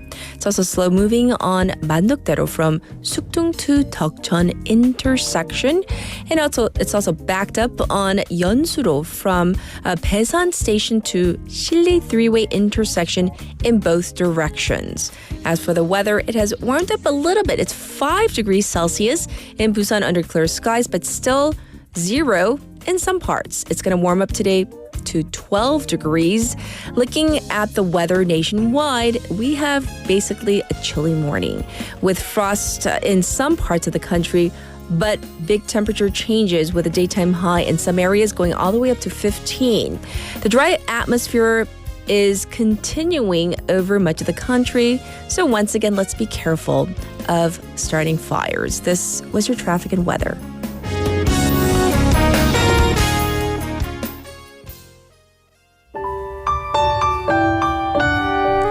Here's a song request from Taejin. This is 바람의 노래 by 소향.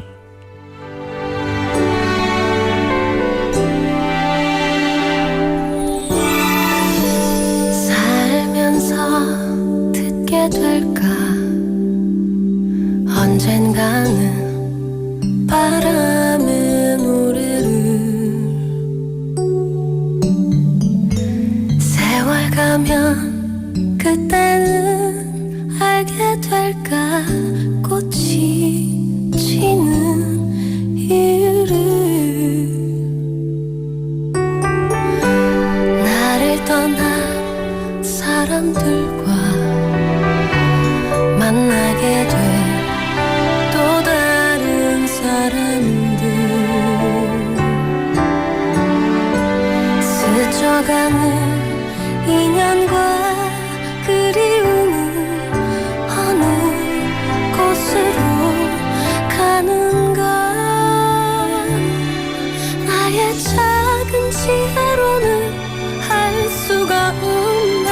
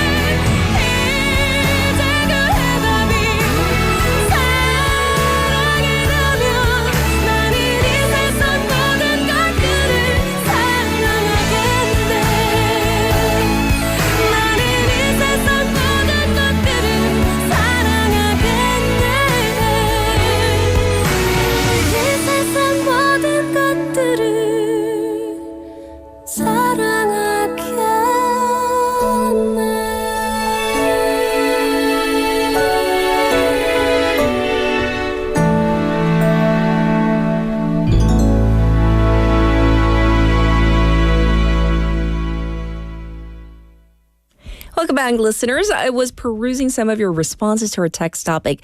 Our main topic was this: the whole, pay more, receive more pension reform. What do you think about this?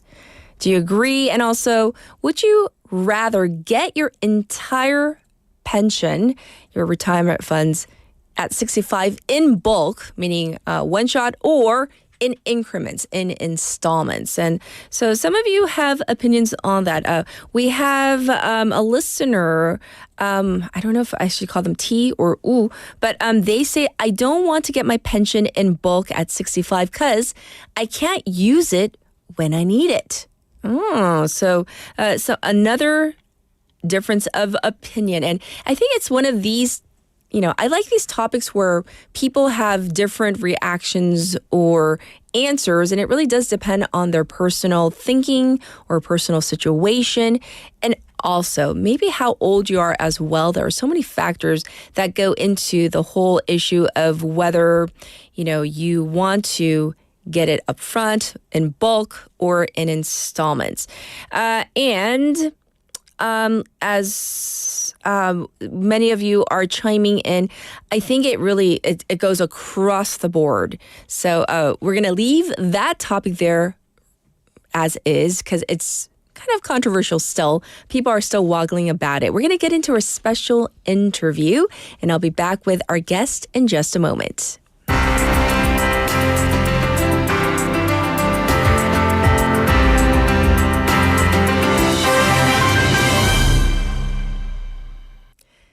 Billionaire entrepreneur Elon Musk is not just a business leader, he's also now a senior advisor to U.S. President Donald Trump.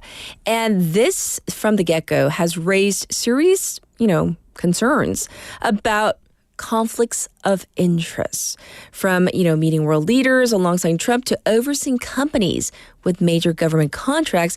His kind of dual rules, some say, blur the line between public policy and private profit. And some ethics experts warn that Musk's business ties, especially with countries like China, could create risks for national security. And let's delve into this issue with Professor Richard Painter, who is the S. Walter Ritchie Professor of Corporate Law at the University of Minnesota. Let's say hi to him. Hi, welcome to the program. Thank you for having me as your guest. Absolutely. So first of all, we know his name, Elon Musk, first and foremost as an entrepreneur. But now he is also has his role as a senior, advisor to U.S. President Donald Trump. And he has joined Trump in meetings with world leaders, for example, like, Ukraine's president, etc. But, in your opinion, Professor, should a business person with this kind of clout, with his hands in so many cookie jars, meaning he has multiple businesses, should he have this kind of influence in U.S. diplomacy, in your opinion? Well, first is the question of why the fabulously wealthy have an outsized influence in our government through the money they have that could support political campaigns. And we know that Elon Musk has spent enormous sums of money, millions of dollars, helping Donald Trump get elected, and that's part of the reason he has this influence. But we've had that in prior administrations as well. The law, however, requires that a United States government official, including a part-time United States government official, such as Elon Musk, now recuse from not participate in any government matters in which he has a financial interest. That's the law. And so he has two choices. One is to divest his holdings that could conflict with official United States government matters. The second alternative is to recuse from not participate in those matters that will affect his financial holdings. So, for example, Tesla gives car loans to consumers. And Musk is also talking about having a payment portal, consumer finance payment portal on X, his social media platform. That means that in the United States government, as an advisor to President Trump, he has to recuse from matters that would affect those businesses, including the efforts to restructure the Consumer Financial Protection Bureau, the CFPB, the entity which is regulating consumer finance, including online payment platforms, including car loans. And that's why I was very concerned to see Elon Musk posting on X, CFPB, Consumer Financial Protection Bureau, RIP, rest in peace. That the effort here is to dismantle, to eliminate the Consumer Financial Protection Bureau. If that's what the Trump administration wants to do, that may or may not be legal, but we do know one thing for sure: Elon Musk can't have anything to do with it if his businesses are regulated by the CFPB because they're involved with consumer finance. Another area I brought up in front of the U.S. House of Representatives in testimony just a month ago was space mining. He wants to go up to asteroids and find precious minerals to bring back to Earth.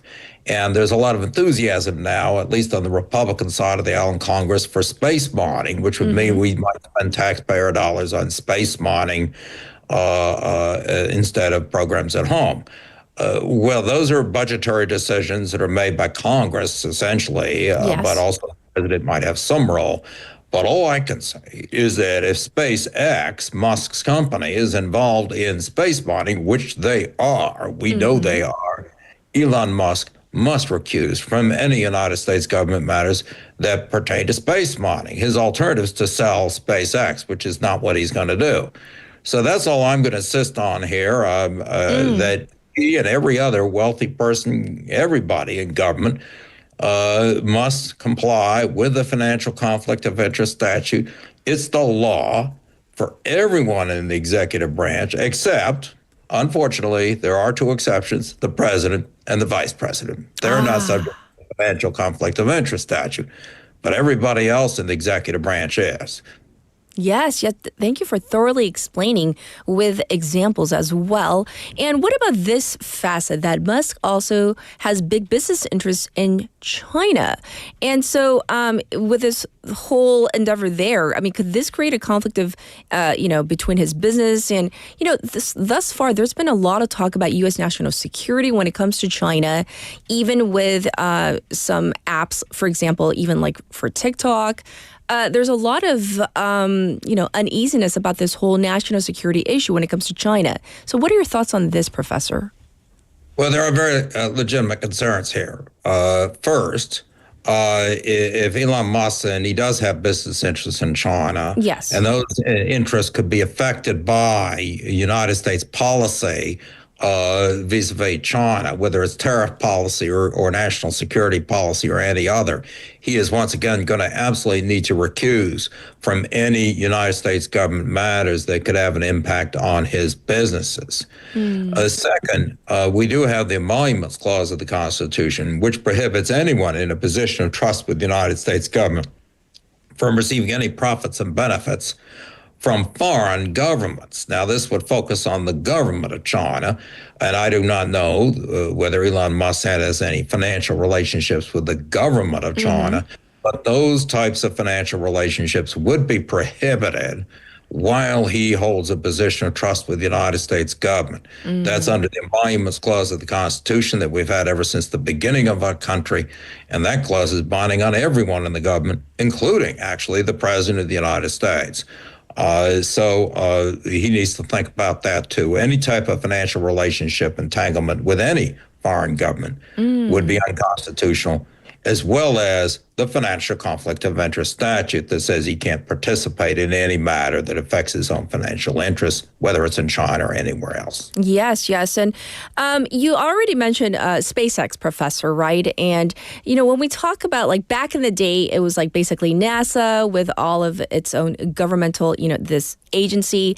But now with the privatization of many of the companies like SpaceX, et cetera, with Boeing, SpaceX gets major U.S. contracts. And so many people are wondering, well, with Elon Musk in this very public role as, senior advisor to U.S. President Donald Trump, whether it's on a part-time basis or even full-time, I mean, doesn't it make it, difficult to make sure that there is fair competition among the companies who might be vying for government contracts? Well, this is a problem. I mean, the criminal conflict of interest statute would simply say that Elon Musk can't participate in any government matters that affect those contracts. But how do we enforce that? And part of the way we enforce the conflict of interest statute is to have detailed information about the financial holdings of the most senior people in the executive branch. Okay. We have public financial disclosure forms. Now, we know a lot about Elon Musk. We know that he owns X. We know that he owns SpaceX, that he owns a Tesla share of Tesla, controlling interest of Tesla, and so forth. But we don't know all of his other ventures. Those will be on his financial disclosure form. But there's a problem. He doesn't want it disclosed. And so he has called himself a temporary or special government employee. And as a special government employee, he files the form, but it's held confidential there in the White House, and nobody gets to look at it. I see. So we don't know exactly what space mining ventures he may be getting into and whatever else he's doing. When I testified in front of the U.S. House Natural Resources Committee last month about the space mining idea, I pointed out that it's really disingenuous for the White House to say, well, Elon Musk is only a temporary or special government employee, so we don't have to share his financial disclosure form. He's one of the most powerful people in the Trump administration right now, regardless of what you call him. And we get financial disclosure forms publicly disclosed from, for example, the top 100 people in the White House alone. Yes. We certainly should have public disclosure of Elon Musk's financial disclosure form. So I have challenged this idea that he's really a special government employee, that he's only temporary. I think that's a farce, and they ought to publicly disclose his finances. I see. And Professor, is this kind of like setting maybe, an uncomfortable precedence? Because I can't remember, at least, in memory, where someone who is supposedly, as you say, a special or temporary advisor having this much clout in any administration. We've never, ever had anything like this before. I mean, we had one advisor in the Biden administration, Anita Dunn, who called herself special government employee, and a number of us thought, no, that doesn't work. She really is full-time. That's what she really is doing over there. We had some back and forth, and after about a year, they had made her a permanent, full-time employee. They disclosed her financial disclosure form. But Anita Dunn was she's senior advisor to President Biden, but her financial holdings were a tiny fraction, I'm sure less than 1% of Elon Musk's.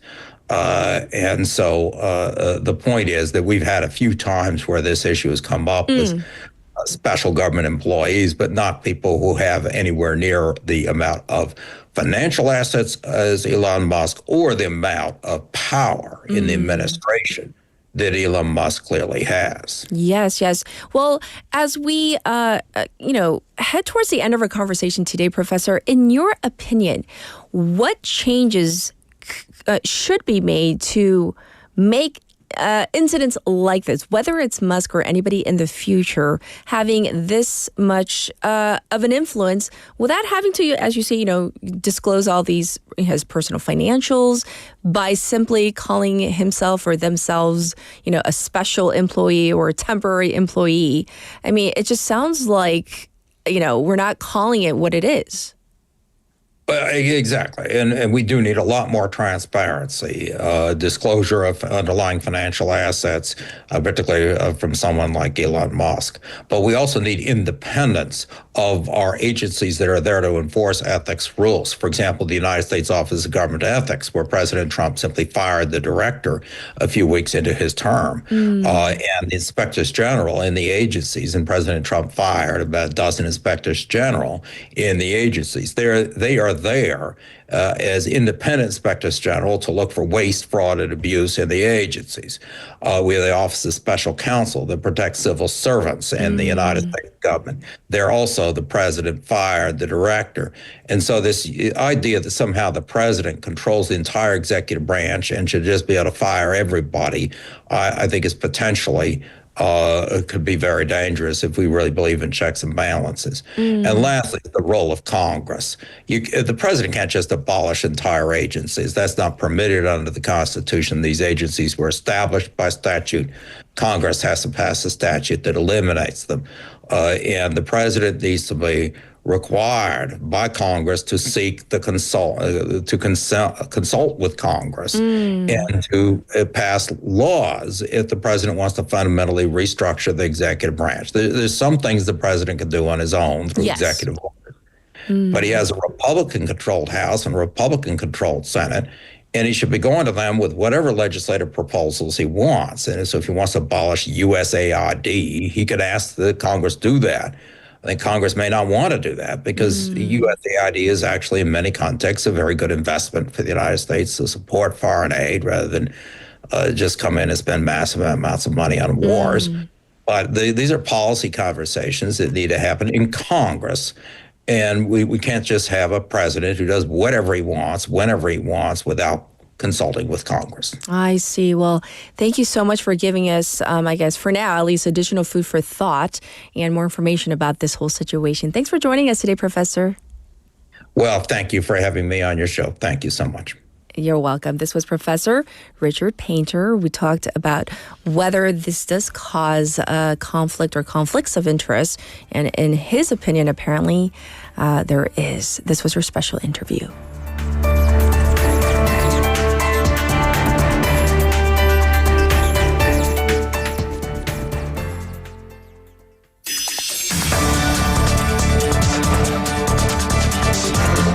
Get your local up-to-date news from Korea and abroad right here on Morning Wave in Busan with Catherine.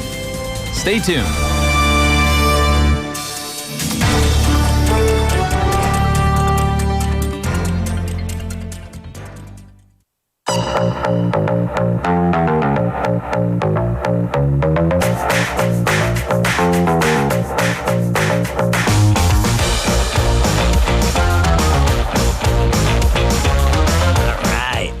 It is time for a Bobby, as he said, all right, for Business Perspectives.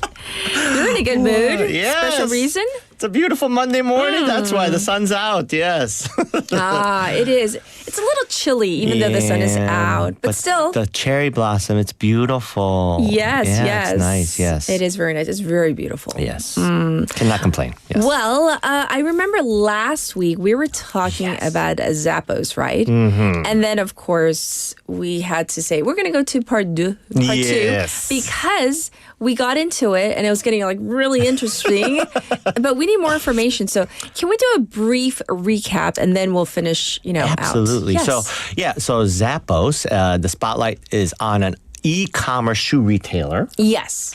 And let's just start in its history. So it was originally founded in 1999 before the dot-com bubble. And it was originally called shoesite.com. Right. Now that company went ahead and tried to look for investors.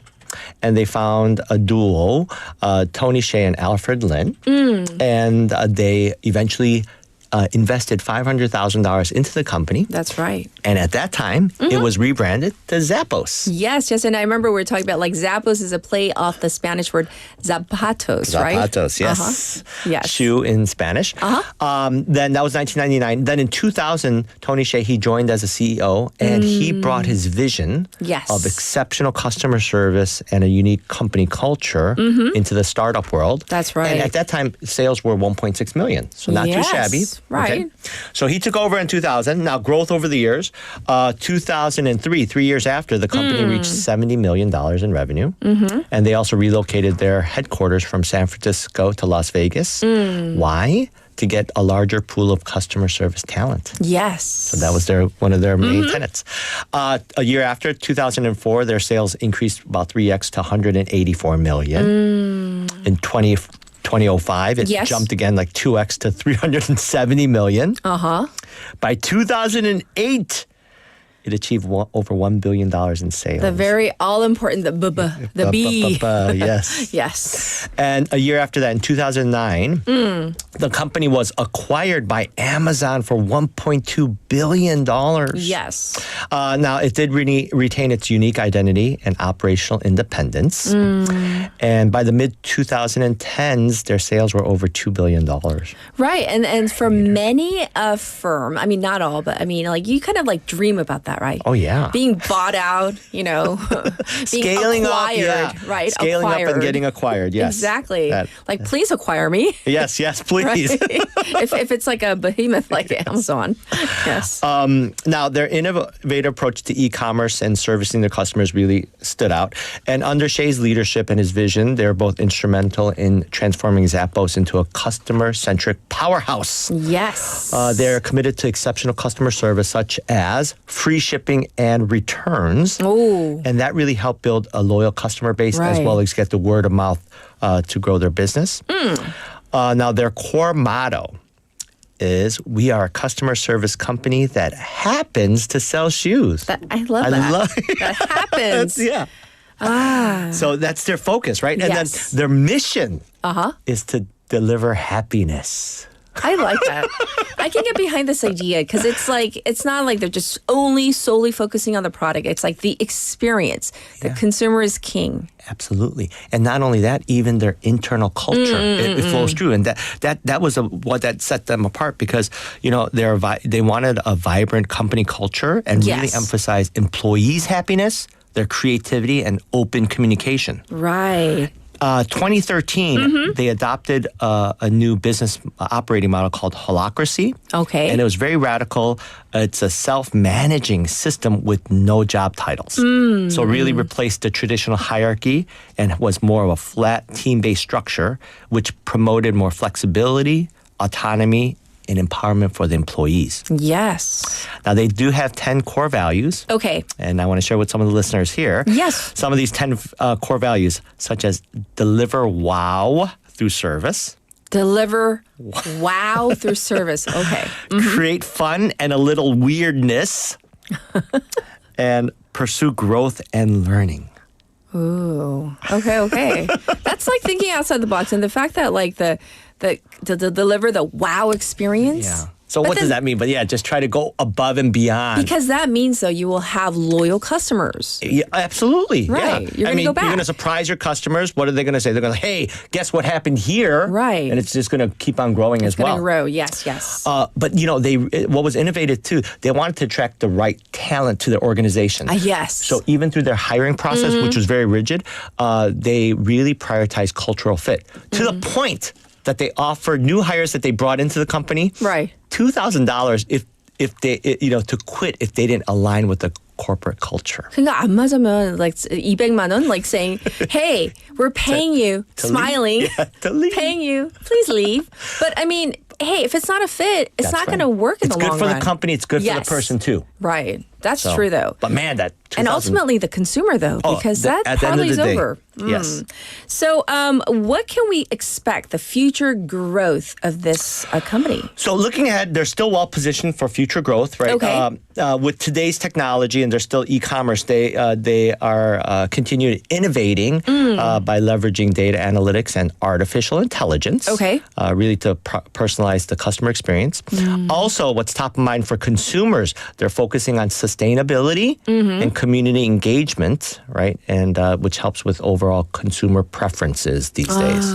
And also, they aim to expand their global footprint while staying true to their mission of delivering happiness to customers, employees, and partners. Right, but you mentioned Tony Shea. Yes. Yeah. Didn't he die? Yeah, so that was one of the challenges. So, yes. He did step down as CEO in 2000. Okay. And unfortunately, a year later, he tragically died in a house fire. Oh my gosh. So that's one of the challenges that they've been facing, especially with the new CEO, because so much of that internal culture and leadership was brought on by Tony Shea. Right. But yeah, he is no longer with us. So yeah, that's been a challenge for the company. So that's a kind of a major wrinkle for even a company that has grown this much. Absolutely. Because the leader, he was a leader. He Yes. was like the leader, right? Yeah, and at one point, when they first kicked off in 1999, Yes. and when he joined in 2000, they did have some challenges, such as with profitability and overall funding, especially during the dot-com bust Yes. and the post-9/11 recession. It was that time that Shea even stepped up to sell some of his personal properties Wow. to keep the company afloat. Yes, That is wow. Yes. Like, I'm not saying wow, but like, that's the whole idea behind this. So that's part of like the overall culture was influenced by a person like that by delivering wow through his actions as well to the company. All right, so let's get to our phrase of the week. What do you Yes. have for us? Phrase of the week. Okay. Catherine. True north. And this phrase means one's guiding principle or core values. Yes. Or the right direction or the right path to follow. That's right, true north. So we may have heard this expression such as finding your true north. Right. Or following one's true north. Right. Well, in the case for Zappos, they have kept to their core values and their guiding principles in terms of servicing their customers. Yes. And also really building their internal culture, which both have been attributed to their success. So taking a page for us all, Yes. I want to encourage us to think about what would be our own true north. What are the key principles in life which we hold on to no matter what the situation or circumstance. These are the pillars that will not only help us stay grounded, but also help us to make some key strategic decisions in life, both professionally and personally. So I want to encourage us all, should we not be very clear on our own true north, to take some time this week to ponder what that would be. True north. So hoping for some clarity and some good insights to pick up along the way. And on that note, I have some sad news for our listeners out there today, because it happens to be Bobby's last day with us on air. Because he's going to be super busy with some so from a not business perspectives, business endeavors. He's going to be super busy. So this has been a great time to be able to share every Monday morning. It's been a lot of fun. From a personal standpoint, we are growing our business, which is I'm in a restaurant business, and we're going to be launching our second location on Wednesday with a soft open. So really? It's this Wednesday? This Wednesday. Congratulations. Of We'll see how course, it the goes. best. Yes.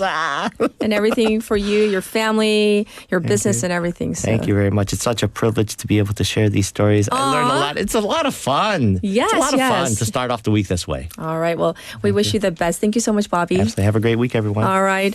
Oh, we already have people commenting the no and the tears streaming because it's Bobby's last Monday with us. But I feel like I learned so much with Bobby, not just about like certain businesses, but about, I love his phrase of the week because it would really start our Monday mornings off on the right note. So true north, I'm going to think about that all day. And also we have, to remind you, due to the recent high temperatures and dry weather and strong winds, even like a small spark can turn into a huge wildfire. So I do want to remind you, so do not burn agricultural byproducts, trash, or anything else, and refrain from entering the mountains if you have any of these items on you. And if a wildfire occurs due to negligence, you may face up to 3 years in prison or a fine of up to 30 million Korean won. And, regardless of, what penalties you may face, we don't want to see what happened in the recent wildfires happen again, ever. So let's be careful out there. And, people are, so many people are bad. Tommy saying, why, don't go. On the other hand, people are also wishing Bobby the best. It's always sad to see, people come and people, happy to see people come and sad to see people go. But for everybody, they have a path to follow, right? So wishing everybody the best on this Monday morning. And we're going to leave you with this one, English Rose by Ed Sheeran on this beautiful Monday. Have a good one. Be safe, everybody. Bye-bye. Across the sea, by the Tennessee skyline, they told me I'd find my hopes and my dreams. But I long to be in the bed of my true love, back where I came from, she's waiting for me. So I'll make my way through long winding country roads, but my heart still beats for my home and my English road. I told my dad on the phone, it's amazing. From the straight to the crazy, these places I've seen. But I long to be in the arms of my true love, like he loves my mother, he understands me. I'll spend my days just traveling and playing shows, but my heart still beats for my home and my English road.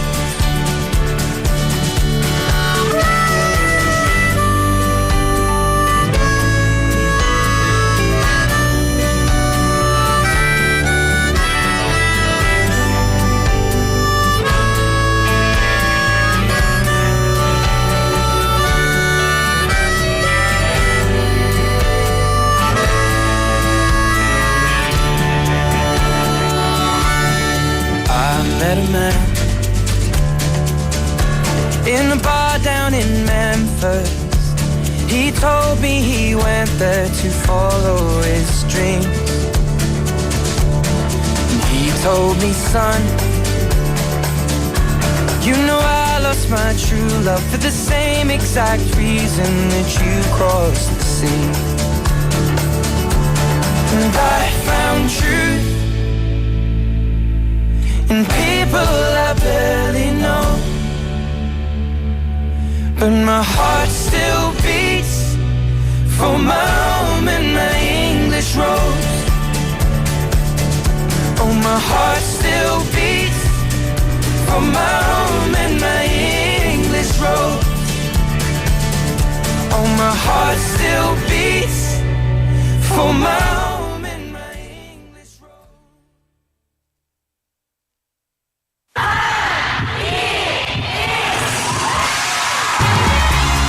부산의 축제 어디까지 즐겨보셨나요? 과거와 현재, 미래가 공존하는 항구도시 부산. 이곳 부산은 계절을 물들이는 다양한 축제로 늘 풍성합니다. 봄의 시작을 알리는 봄꽃 축제부터 부산의 여름을 만끽하는 바다축제, 전 세계 영화인들이 모이는 부산국제영화제와 새로운 시작의